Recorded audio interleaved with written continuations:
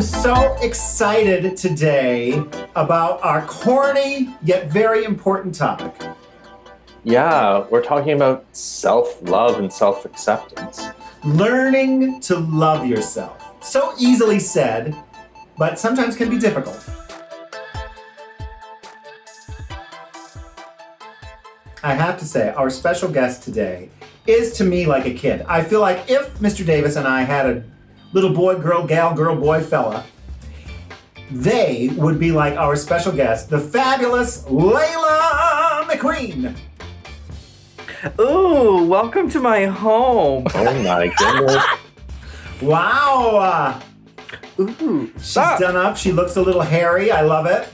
This is like my new quarantine drag. Like, I've never had full eyebrows, or I've never had my mustache touch my lips. So that's a new experience. So this is my quarantine drag for today. Living. Today on this show, we are so proud to have you here because you've had quite a journey yourself in your drag career. But you know, what we're talking about is the shit that we all go through. And we thought a wonderful topic would be learning how to love yourself. I do like talking about mental health because I think that I am severely mentally ill. And if I've learned anything since I was a child, the opposite thing you should be doing is not talking about it. So I am more than happy to talk about any sort of issues and struggles that are general for every kind of human on the earth. So still am an only child, and I grew up in a very small town. It wasn't like Bible Belt or like, you know, the deep swampy South. Like, so it wasn't like rough, but there was zero queer people in my life. I never had any sort of real friends that actually liked the things I liked. And a lot of the bullying I had was from, this is where I kind of differ from other people, where people are like, oh, I was so weird, I got the kicked out of me by everyone. I had people that wanted me dead for sure, but the friends I had also that I thought were friends were also being almost more mentally cruel or just as cruel as all the bullies. So I was like, there is nowhere to turn besides to myself. When you were a kid and you felt like you had no friends and you didn't relate to anyone, did you begin to like resent yourself? Yes, I absolutely did. I was like, well, I am stuck with myself. So I just immediately started hating myself. Well, I will say that one of the things I've learned is that sometimes my biggest enemy can be my own thoughts.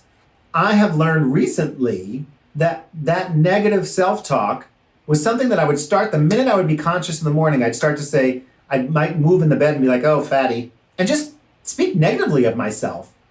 Now I have learned to like consciously start to retrain that, as you mentioned, but later in life, you know, retrain thinking positively about myself. It's going to be a great day. I am grateful for this day. It's going to be great things are going to happen today. And one way or another, they do. It is a thing where you can manifest certain things. If you are looking, anyone who's watching this, if you're looking into like, if you don't have therapy or you don't have a counselor or you can't afford one, and like all you can really find out there are like positive affirmations and things like that. They're very helpful, but like for me personally, like overly positive affirmations for the way my brain works almost set me up for a failure sometimes. Like, today will be a great day, everything's gonna be amazing. If I kind of like overly manifest things and they don't happen, I feel like I failed, I f***ed up, I feel like again. So I kind of need to rein it in and not be necessarily overly positive, but be like, listen, these are the things you can achieve today. It won't be too little or too big. You did something. You achieved this. Today is going to be what you make of it. Some things are going to go wrong, but if you don't let it ruin the rest of your day, then you did good. The thing with life, in my opinion, is there's going to be peaks and valleys. There's going to be highs and lows. It's okay to feel sad. It's okay to feel down. It's okay to not have great success every day. but it's, you know, allowing yourself those moments and also guiding yourself past them. Do you see people, or do kids or fans reach out to you with any of their stuff that you see like kind of relatable to what you've gone through? When I'm out at bars, I do say a little like, every time I'm on the mic, I thank people for coming and I remind them, you know, we're all on some queer spectrum, so please be nice to each other. Until recently, like now, have I started to kind of take charge of my mental journey, because I feel like years and years and years have gone by and I've superficially been doing things and I've not been checking in with myself. I went to art school and I graduated, I got a BFA, I completed all that education. I had a close bond with a couple teachers, and one of them has brought me back every fall for the first semester of students to do lectures for the freshmen. The lectures that I've done every year have turned to be like, hey, I went to this school, this was my experience, it was not great, and I wish I did these things, and I'm telling you this as a peer, not like a superior who's just collecting a paycheck. I'm in drag, that's why I'm collecting the paycheck, but I am here. And it's turned into like a whole talk about like mental health around creative minds and mental health with dealing with certain teachers and assignments and just general like check in with yourself. Laila, you mentioned checking in with yourself. What specifically do you mean by that? What I do, I have this like to-do list every day, like this little checklist of things. And it's literally like some of the stupidest things, but I have a hard time curating habits, especially when we're on the road or we have a sporadic schedule. Like it's tough. So I have a list where like the things are like, did you brush your teeth? Did you wash your face? Did you take your pills? Did you do stretches? And then for like the bottom part, I have like a checklist for, did you check in with yourself? Did you treat yourself? And that looks different every day, like a face mask. Did you eat extra food? Did you like something? Treat yourself every day in some minor way. Did you do anything artistic, drag, and then just like miscellaneous exercise, anything? And I have that, and I've been making that for like almost a year now, where I'm like, okay, I need to have this little like just reminder sheet. And it's very minuscule things, and they can usually get done within like, but that doesn't matter. They can usually get done like maybe like in the first couple hours of a day. And if I just sat around and kind of like fell asleep or didn't do much, I can at least look at that list and be like, well, you got these done today. So you did your part where you did things that are still good for you. And that helps. It's little, but it helps. I really believe a successful life is a series of small accomplishments. Sometimes we try to look towards like the biggest thing, and we chuckle a little bit together while you look at your list and it says brush your teeth. But so many, there's books written that say, you know, the best way to, you know, self-care and self-help and to move out of depression and maybe, you know, follow your dreams or your goals is to just start by making your bed. And that suggestion is, again, that series of small successes that really help us.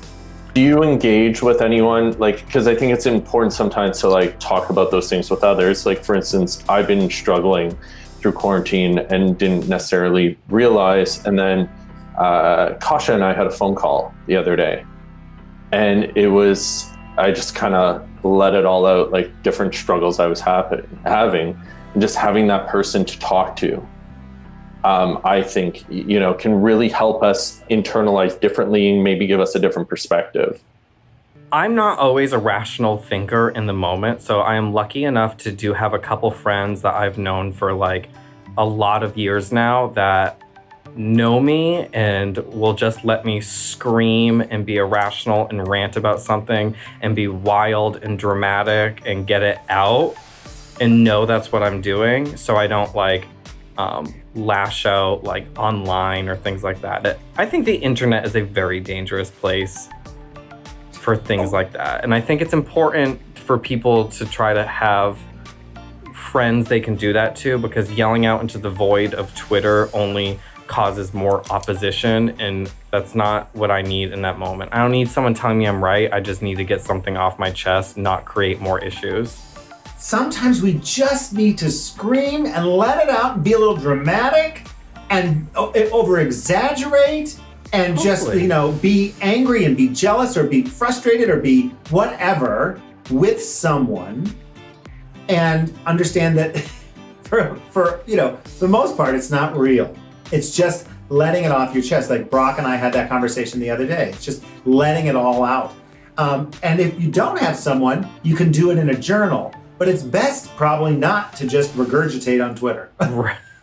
We know that any numbing mechanism, if you're not dealing with your shit and working on it, it's going to be instant, but it's, that feeling of feeling a little better because you made fun of somebody or you got a laugh it's fleeting. It's going to go away and you're going to get back to Right. that level. I know for me, the alcohol kind of just made anxiety go away, and it made me kind of just feel, even more flamboyant or fantastic. But that whole idea of that numbing, at some point, you're going to have to deal with it. You're going to have to walk through your shit. And I wonder, and maybe you two can touch on this a little more than obviously I can, but we see it in the drag community where Drag Race fans specifically are so nasty online. And do you think that comes from them not having dealt with and just lashing out and not calling that friend, like you say, Laila?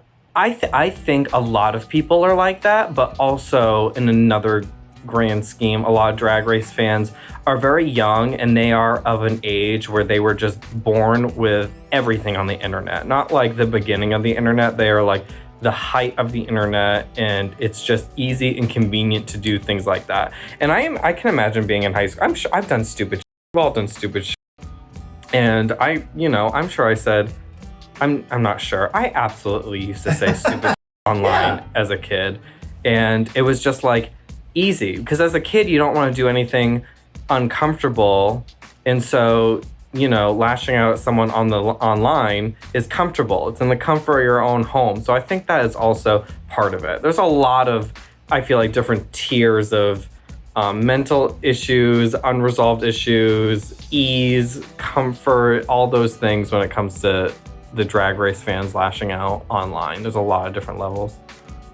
And do you think that is like a lack of love for yourself, and as you learn to love yourself, you're going to be less likely to engage in those behaviors, lashing out, using, putting down other people in the community, different things like that?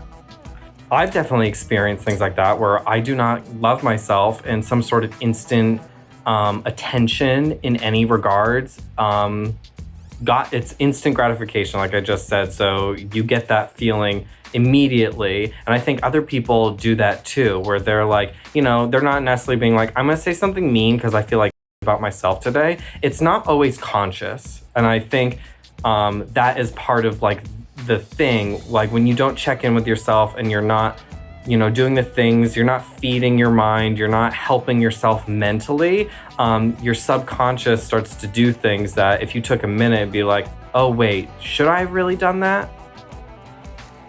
I think what we can agree upon right now is checking in with yourself is so important. And the idea is to make sure that there's that, there's levity in there, you kind of laugh at yourself at the same time, but check in with one another. I will tell you, I'm always here available to answer a text. So put me on your list there, Laila, and Brock the same, because I think that you're both incredible people and I'm inspired by you. Laila, I remember when we first met at your season premiere, and from, that moment of like, what is happening to what you've built for yourself, and the creativity is so inspiring.